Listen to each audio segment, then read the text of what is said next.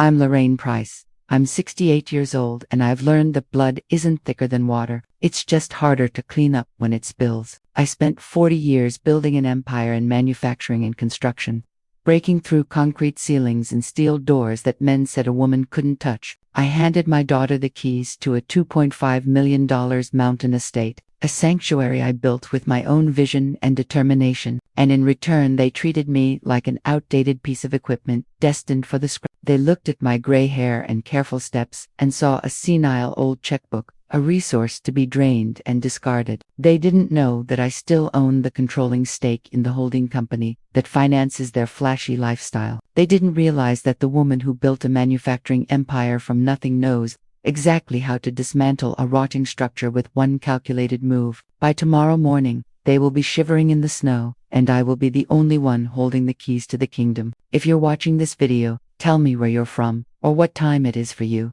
The windshield wipers of my heavy-duty pickup, the Beast, were fighting a losing battle against the blizzard. Heavy wet flakes slapped against the glass, accumulating in the corners faster than the blades could push them away. I leaned forward, gripping the leather steering wheel, my knuckles tight, my eyes scanning the whiteout for the familiar markers of the mountain pass. This wasn't just a drive, it was a gauntlet. I was supposed to be on a fishing trip 3 states away, huddling in a cabin with old friends, drinking decent bourbon, and telling stories about the deals we'd closed and the battles we'd won. But the weather had turned and something in my gut had turned with it. Nagging anxiety, a magnetic pull dragging me back to the lodge. I checked the dashboard clock. 10:45 p.m. Christmas Eve. Most women my age would be tucked in bed or sitting by the fire by now. I was navigating a 3-ton truck up a 12% grade on ice-slicked asphalt. My tires, studied specifically for this terrain, crunched and bit into the frozen road, a sound that usually gave me comfort. Tonight,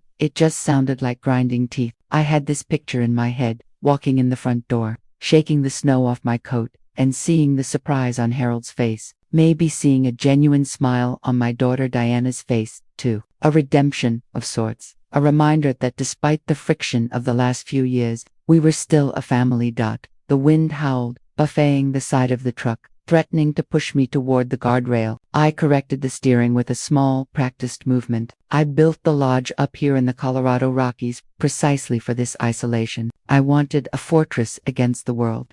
A place where the noise of the city and the demands of the business couldn't reach me. Now that isolation felt ominous. The headlights cut through the swirling white, illuminating only a few feet ahead. I downshifted, letting the engine growl, using torque rather than brakes to manage the treacherous curve leading to the private access road.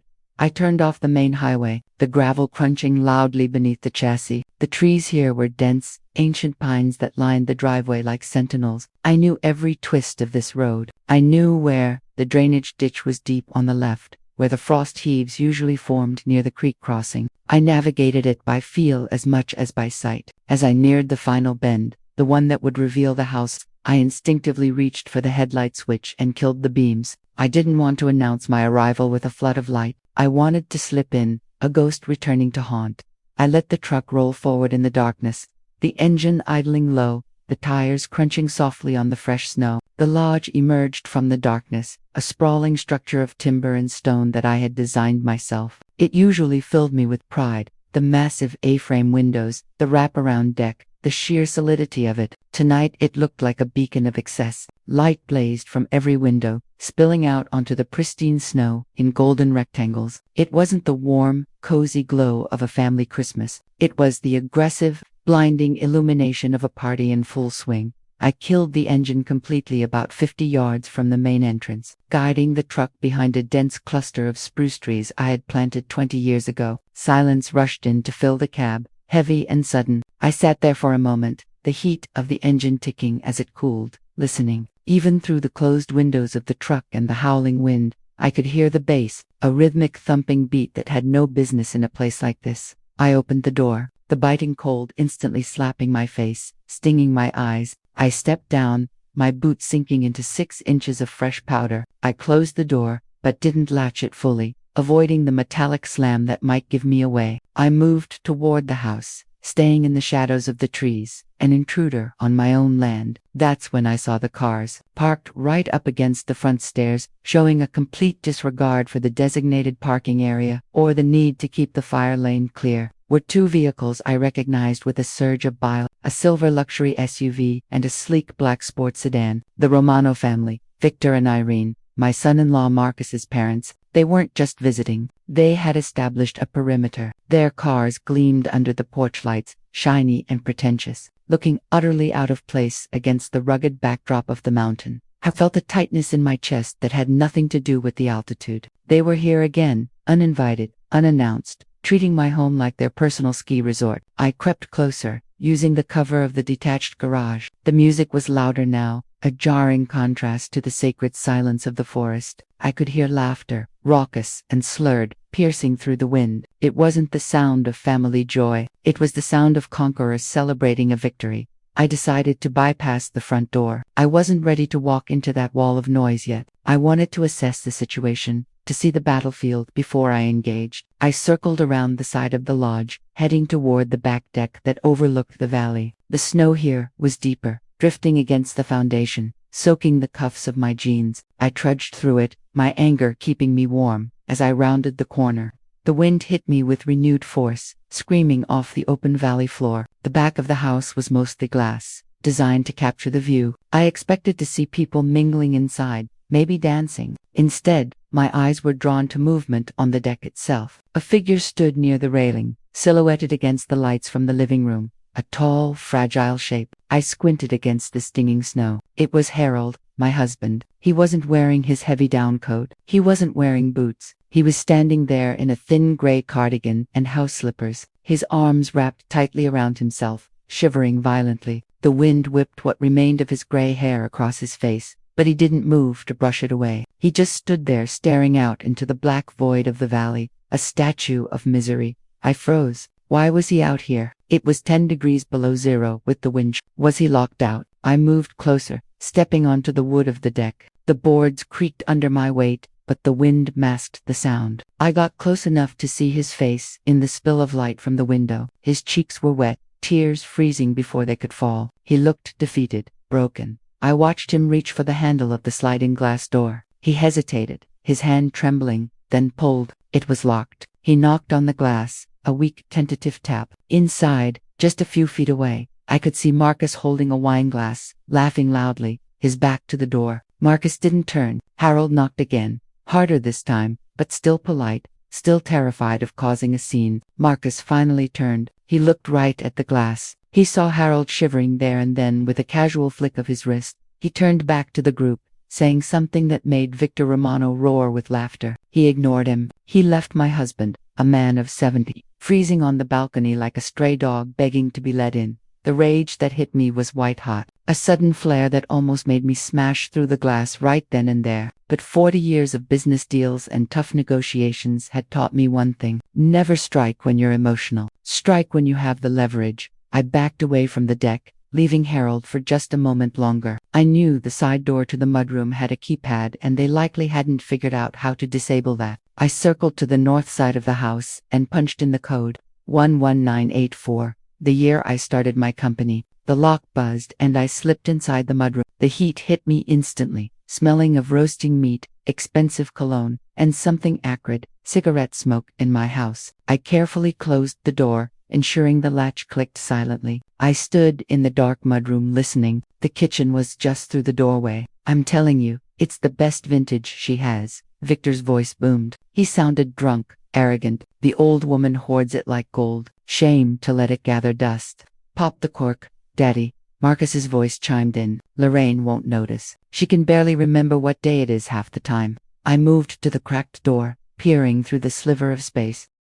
The kitchen was a disaster zone. Catered platters were ripped open, sauces spilled on the granite countertops I had imported from Italy. But it was the dining room table that held my attention. Victor Romano sat at the head of the table, my seat. He was holding a bottle of my 1982 Bordeaux, a bottle I had been saving for Diana's 40th birthday. He was pouring it into a water glass, spilling drops onto the tablecloth. Irene, his wife, was digging through a jewelry box, Harold's mother's jewelry box, holding up a vintage watch. "Tacky," Irene sneered. tossing it back onto the table. Everything in this house is so dated. When you two take over, we need to gut this place. Open concept, modern, we're working on it, Mom, Marcus said, leaning against the counter. Diana is meeting with the lawyer next week. We just need to get the medical paperwork sorted.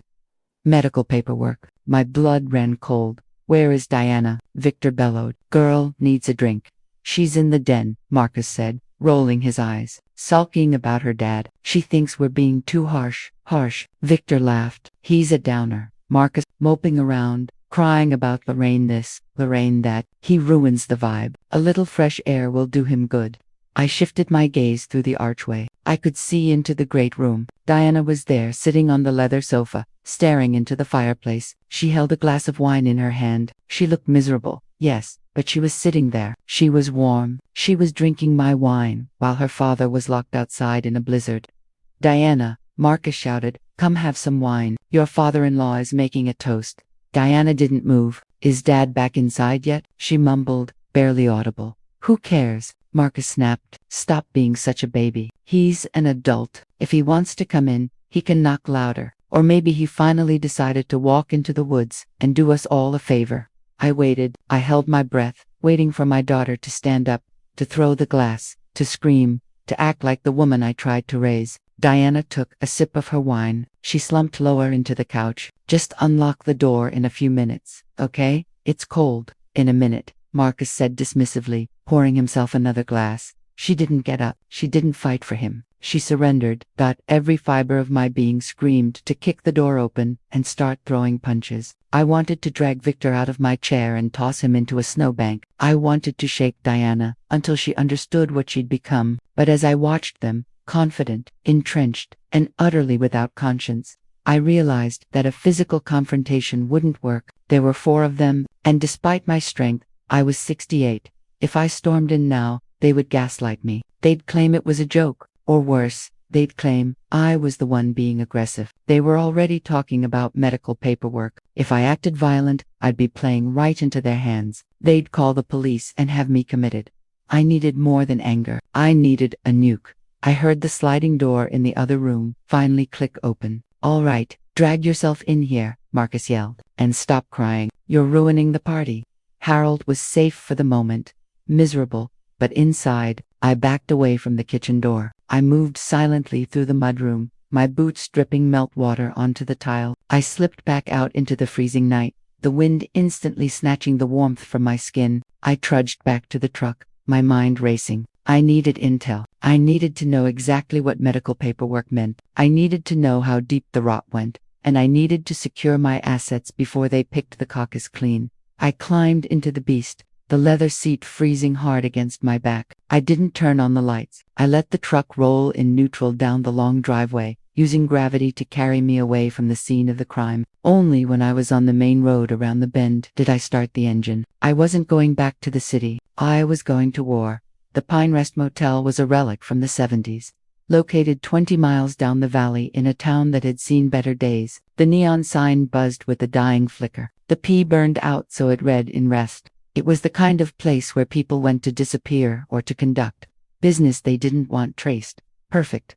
I paid cash for a room at the back. The clerk, a kid with piercings and a bored expression, didn't even look up from his phone. Room 12 was a box of beige despair. The carpet smelled of stale cigarettes and lemon pledge. The heating unit rattled like a dying tractor. I threw my duffel bag on the bed, a mattress that felt like it was stuffed with newspapers, and pulled out my laptop. I sat at the wobbly laminate desk and connected to the motel's spotty Wi-Fi through a VPN.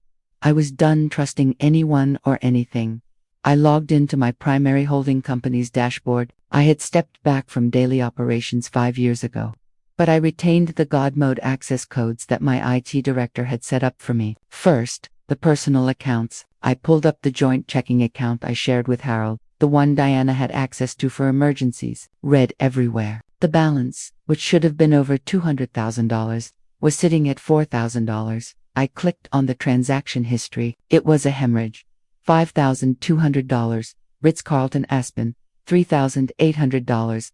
Saks Fifth Avenue. $12,000. Beverly Hills Jewelers. $500. The Velvet Rope Nightclub.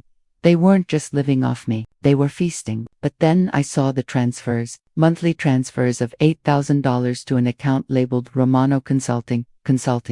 Victor Romano hadn't worked a day in 20 years. I dug deeper. I went into the property maintenance fund for the lodge. This was a separate account meant for taxes, repairs, and upkeep. Empty. And then I saw it. A pending transaction initiated yesterday. $50,000, payee, Summit Engineering Group, memo. Emergency foundation stabilization. I frowned. I knew the lodge's foundation. I oversaw the concrete pour myself. It was reinforced with rebar thick enough to hold up a bridge. It didn't need stabilization. I opened a new tab and searched for Summit Engineering Group website.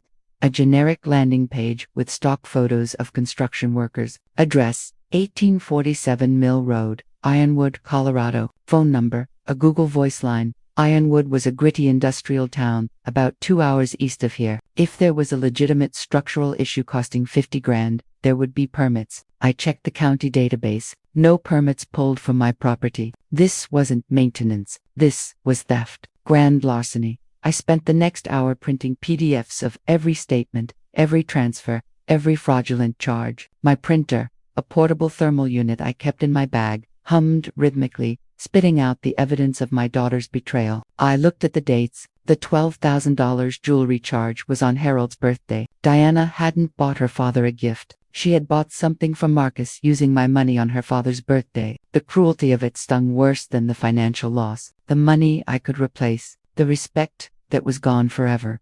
I looked at the $50,000 charge again. It was pending. That meant the bank hadn't fully cleared it yet. It was likely initiated late on Friday before the holiday weekend. If I could prove Summit Engineering Group was a sham, I could not only stop the payment, but nail them for fraud. I checked the time. 2 a.m. I grabbed my coat.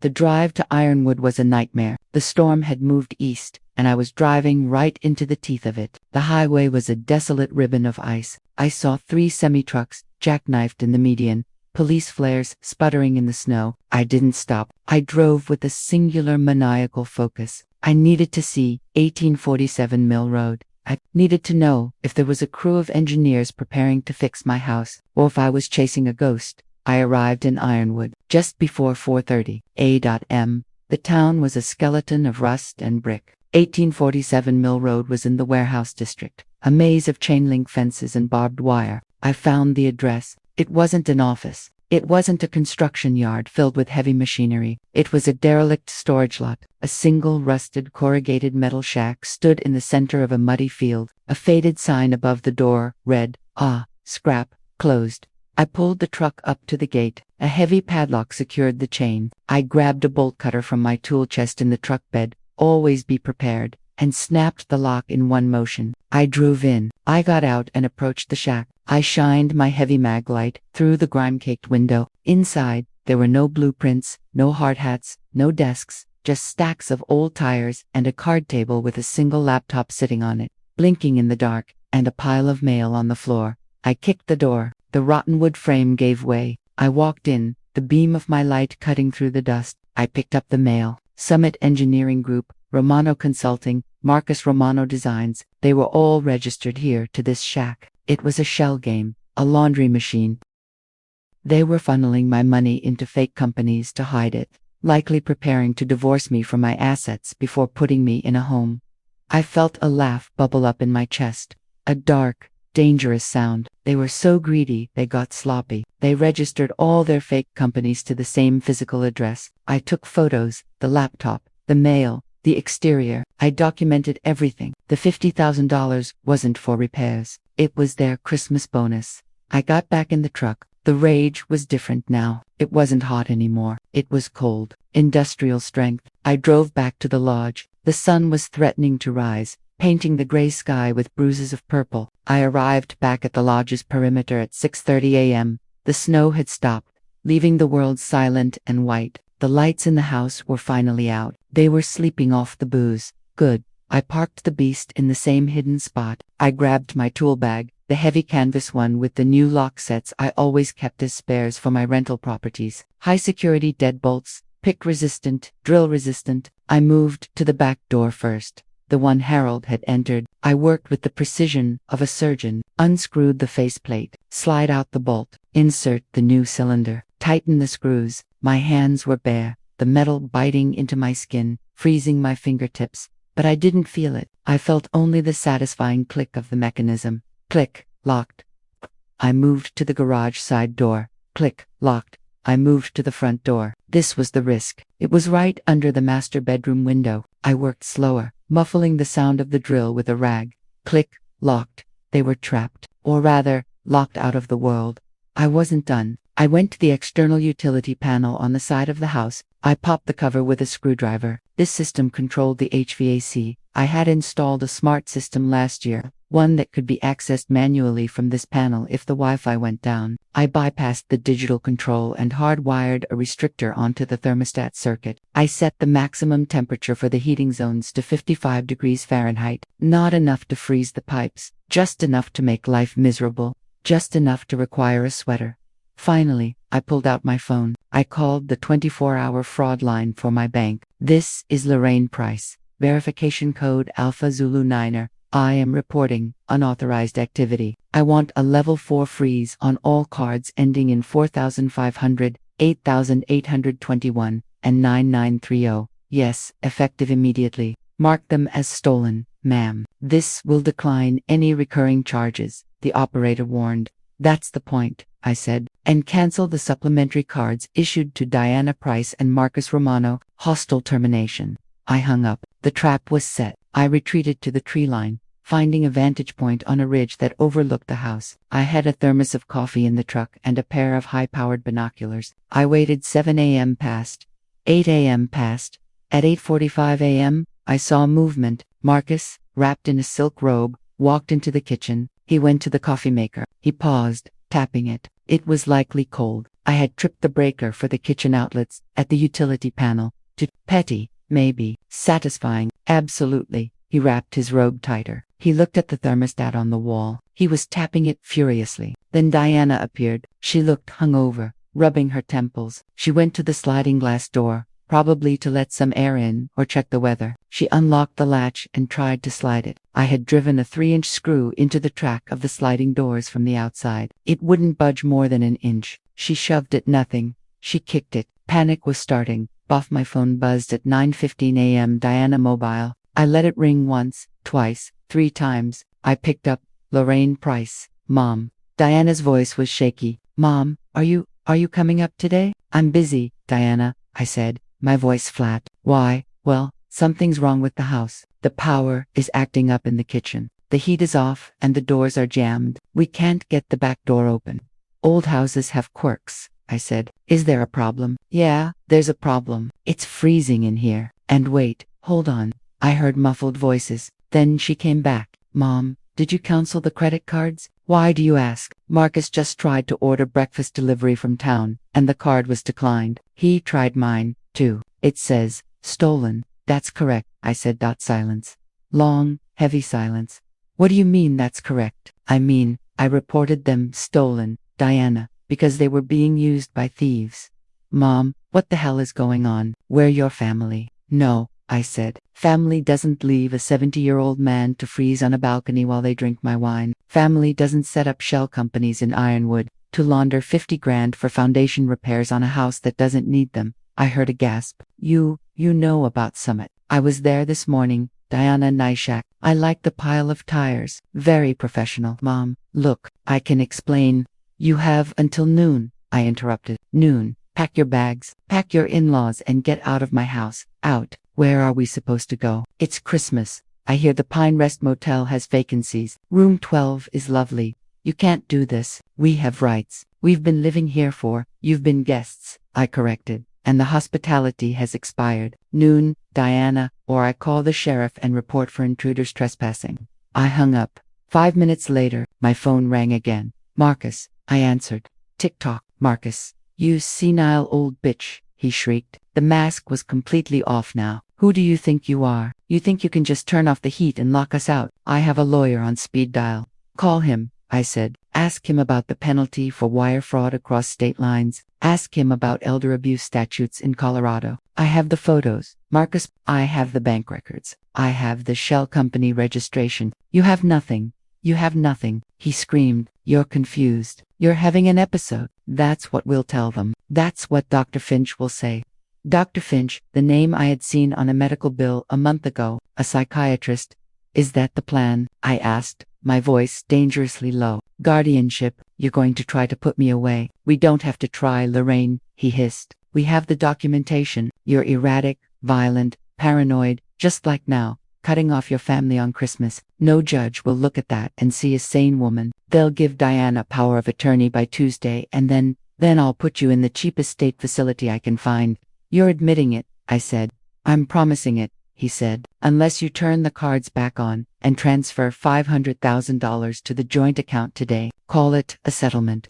Noon, I said. Get out. I ended the call. My hands were shaking, not from cold, but from adrenaline. They were going for the kill. Guardianship, it was the nuclear option. If they succeeded, I would lose everything. My rights, my money, my freedom. I realized with a jolt of horror that I had made a tactical error. The physical ledger. In my safe in the garage loft, my private office, was a physical ledger book. It contained the hard copy passwords for my offshore trust. The one asset they couldn't touch digitally. But more importantly, it contained the original deed to the house and the promissory notes Diana had signed years ago for loans I had given her. If they found that ledger, they could destroy the promissory notes. They could claim the money was a gift. And if they got the trust passwords, I had to get it now before they started packing and ransacking the place. I checked the binoculars. They were arguing in the living room. Victor was pacing. Irene was crying. Diana was sitting with her head in her hands. Marcus was on the phone, gesturing wildly. I moved. I abandoned the truck and moved on foot through the deep snow, circling to the back of the detached garage. I had a key to the side pedestrian door of the garage. I slipped inside. The garage was freezing. My classic Mustang sat under a tarp. I climbed the narrow stairs to the loft office. I unlocked the door. The office was undisturbed. I went to the wall safe, spun the dial, left, right, left, click. I grabbed the ledger. I shoved it into my coat. But then I had an idea. I needed proof. Marcus's threat on the phone was inadmissible. It was hearsay. I needed them on tape admitting to the fraud or the guardianship plot. I had a small digital voice recorder in my desk drawer. I used it for dictating memos while driving. I checked the batteries full. I needed to plant it in the house. The garage connected to the main house via a covered breezeway that led to the mud. I knew the mudroom door was locked. I locked it. But the vent. There was a fresh air intake vent near the floor of the breezeway that fed directly into the great room's HVAC return. If I could slide the recorder in there, it would pick up the conversation in the living room perfectly. I crept into the breezeway. I unscrewed the vent cover. I turned the recorder on. I slid it deep into the ductwork, fishing it with a piece of wire so it sat right behind the grate in the living room. I could hear them clearly through the metal duct. She knows about Summit, Diana was saying. Marcus, if she goes to the cops, she won't. Marcus snapped. She's scared. She's bluffing. We just need to stick to the dementia story. Honey, did you call the police yet? Irene said. I'm dialing now, Victor said. I'm telling them she threatened us with a gun. A gun. They were escalating to SWAT. I had to go. I moved quickly back to the garage. I had the ledger. I had the recorder planted. I would retrieve it later. I just needed to get to the truck and get to my lawyer. I exited the garage side door and ran straight into Victor Romano. He was smoking a cigarette, shivering in a fur-lined coat, pacing around the side of the garage. He saw me. She's here, Victor roared. Diana, Marcus, she's right here. I tried to shoulder past him. Victor was heavy, soft, but he threw his weight at me. He grabbed my coat. You think you can freeze us out, you old witch, he spat, swinging a clumsy fist at my head. I ducked. I didn't want to hit him. Let go, Victor. Diana, get out here. Diana and Marcus burst out of the breezeway door. They must have forced it or unlocked it from the inside. Diana looked terrified. Marcus looked murderous. Grab her, Marcus yelled. Get her keys. Diana hesitated. Victor didn't. He tackled me. We went down in the snow. The ledger fell out of my coat. The book, Marcus yelled. Get the book. I kicked Victor off me, scrambling to my feet. I grabbed the ledger, but in the scuffle, my phone fell out of my pocket. Diana lunged for the phone. I got it, she said. Give me that. Marcus snatched the phone from Diana. He looked at me, triumph in his eyes. Thanks for the unlock, Lorraine. I didn't have a passcode on it. Habit. Give it back, I growled. Stepping forward, Victor picked up a snow shovel, leaning against the wall. He swung it wildly. Back off. The shovel blade clipped my shoulder, sending a shock of pain down my arm. She attacked us, Marcus screamed, holding my phone up. Did you see that? She attacked my father with a shovel. What? Diana stammered. No, Victor hit her. Shut up, Diana. Marcus turned to me. We have your phone. We have the police on the way. And now we have proof you're violent. You assaulted a guest. I looked at them, Victor brandishing the shovel, Marcus holding my phone like a trophy, Diana shrinking into the snow. I had the ledger, but I had lost my phone, and I had no way to retrieve the recorder in the vent without fighting through them. I made a calculation. If the police arrived now, it was my word against 3 of them, and they had the assault story. I needed to control the narrative. I turned and ran. I sprinted to the truck 50 yards away in the trees. Get her, Victor yelled, but he was too heavy to chase me in the deep snow. I dove into the beast, keyed the ignition, and roared out of the trees. I saw Marcus filming me as I sped away. Fleeing the scene, he would say. I had lost the tactical advantage. Now I was a fugitive in my own investigation. I drove straight to Denver, 2 hours away. I went directly to the home of James Henderson, my corporate attorney and old friend. It was Christmas Day. I didn't care. Henderson opened the door in his pajamas, saw the blood on my lip from the tackle and the look in my eyes, and stepped aside. Coffee, he said, then whiskey, then talk. We sat in his study. I laid it all out. The shell company, the locked house, the confrontation, the threat of guardianship. Henderson listened, his face grim. He looked at the photos I took of the summit shack. The fraud is solid, Henderson said. But the guardianship, that's dangerous, Lorraine. If they file an emergency ex parte motion tomorrow morning claiming you're a danger to yourself and others, and they use that shovel incident as proof, a judge might grant a temporary hold. They freeze your accounts. They appoint a temporary guardian, likely Diana. Diana is a puppet. I said. Exactly. Which means Marcus gets the checkbook. Henderson paced the room. We need to preempt them. We need a competency evaluation today, before the courts open. I know a guy, forensic psychologist, owes me a favor. Dr. Miller, we go now. Dr. Miller's office was closed, but he met us there. He was a sharp-eyed man who didn't do small talk. He put me through the ringer for 3 hours. Memory tests, logic puzzles, psychological screening. He grilled me on my finances, my family history, my reasons for locking them out. At the end, he turned off his recorder. You're angry, Ms. Price, Miller said. You're under immense stress, but you are cognitively sharp as a tack. In fact, your paranoia seems to be entirely reality-based, so you'll sign the affidavit. I'll have it ready by tonight. Lorraine Price is fully competent to manage her affairs. That kills their guardianship petition before it breathes. Good, I said. Now, we go on the offensive. We needed a witness, someone inside the house to contradict their story about the assault. Harold, I said. Will he flip? Henderson asked. He's been passive for 40 years. He was freezing on a balcony, I said. He's ready. But I didn't have my phone. Marcus had it. How do we reach him? Henderson asked. I smiled grimly. I have a burner phone. I taped it under the patio table on the back deck when I was changing the locks, just in case. I used Henderson's phone. I dialed the landline of the lodge. Marcus answered. Hello. I hung up. I waited 10 minutes. I dialed again. Marcus answered. Who is this? I hung up. I waited another 10 minutes. This time, Harold answered. His voice was a whisper. Hello, Harold, I said. Don't speak. Just listen. Lorraine, he breathed. Is anyone near you? They're in the kitchen, arguing about the police report. Go to the back deck, I said. Under the metal table, there's a phone taped to the underside. Get it, hide it, call me on this number. Lorraine, I'm scared. I know, but I need you to be brave, just this once, for me, for us. The line clicked dead. 5 minutes later, Henderson's phone rang. I have it, Harold whispered. Harold, I need you to listen. They are going to try to say I attacked Victor. You saw it. You saw him attack me. I saw it, he said. Victor picked up the shovel. You have to tell the truth, Harold. Tomorrow morning, the police are coming. They hesitated. They burned the papers. What papers? Marcus had a notebook with all the plans, the doctors, the lawyers. He threw it in the fireplace. My heart sank. The advantage was slipping. The recorder was gone, likely found by now. The notebook was ash, but Harold hesitated. He didn't burn the invoices. What invoices? From the shell company, Summit. He had a folder of them in his bag. He tried to burn them, too, but the fire was dying because the wood was damp. I pulled them out when he went to the bathroom. They're scorched but readable. You have the Summit invoices? I asked, gripping the desk. I hid them in my pillowcase.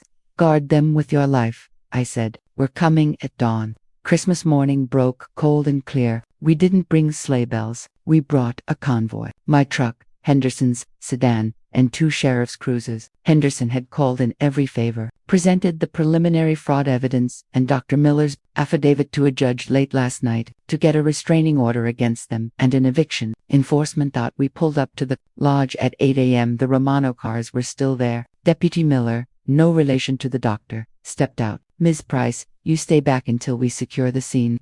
It's my house, Deputy, I said. I'm walking to the door. We walked up the steps. The front door was still locked. I used my key. We walked into the great room. It was a standoff. Marcus, Diana, Victor, and Irene were gathered around the fireplace, wrapped in blankets. The house was 55 degrees. They looked miserable and defiant.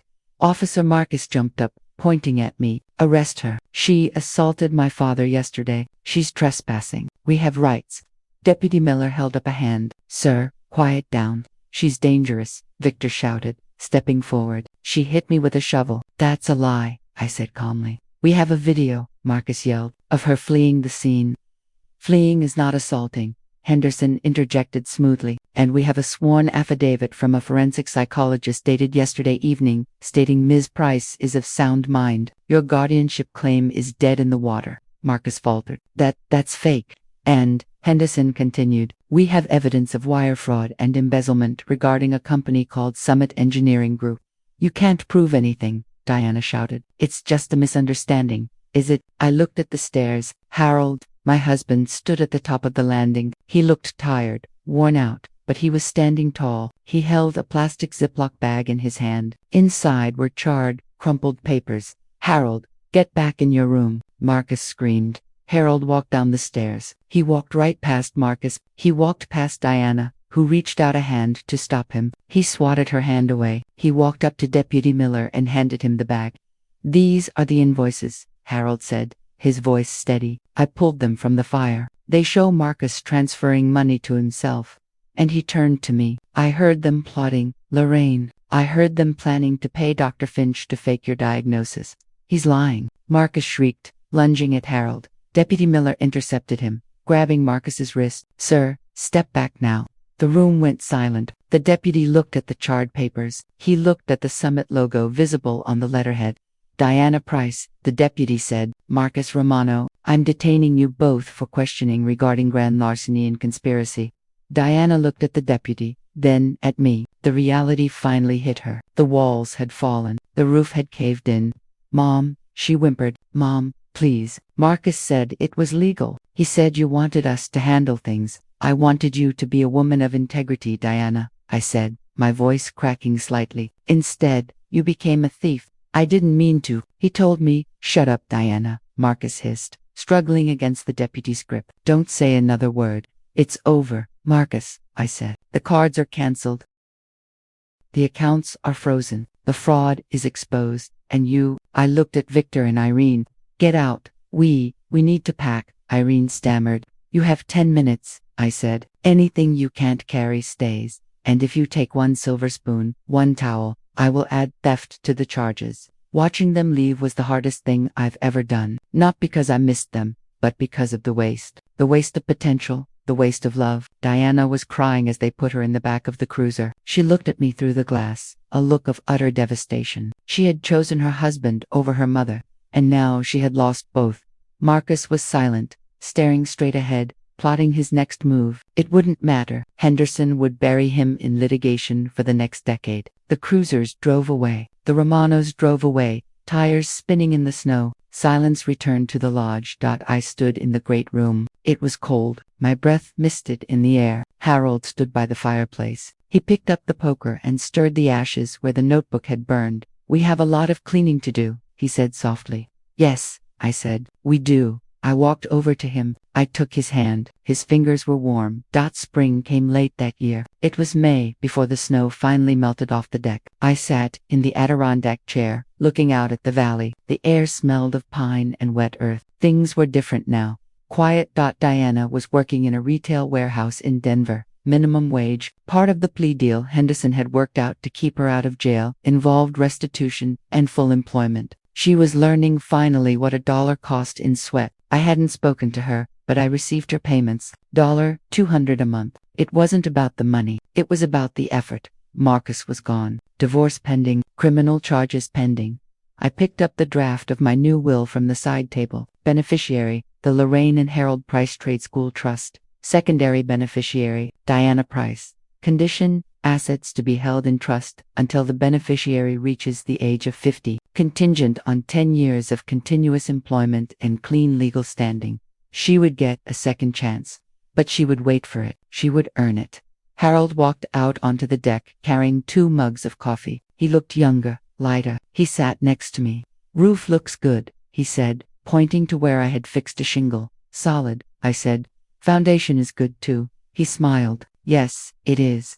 I took a sip of coffee. It was bitter, hot, and strong, just the way I liked it. I had built this house to last. And finally, I had cleared out the rot. It was just us now. And for the first time in a long time, that was enough. If this story resonated with you, leave a like and consider subscribing. You can also drop any comment below, even just one word. Maybe tell me where you're watching from or what time it is right now. Sometimes one word is enough to say you were here.